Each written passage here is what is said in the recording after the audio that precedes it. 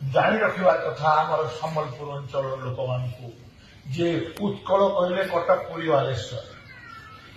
उत्कल कौशल कलिंग मिसिक ओडिशा प्रदेश गठन होती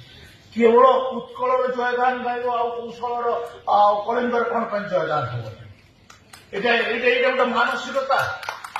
आमको तुम शोषण कर अर्थ आमर खड़ी आमर चाष आमर जंगल सबुथे तुम आमको शोषण कल चाकरी बाकरी सबुथे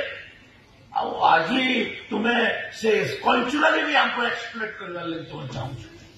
एटा की कथा आमे ओडिशा प्रदेश रे मिसिथिलु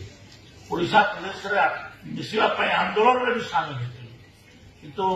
ओडिशा रे मिसिकरी आम सबुठु बड़ भूल है आम ओडिशा प्रदेश रे मिसिलु आम गोटे ऐतिहासिक भूल ऐतिहासिक भूल को आम बारंबार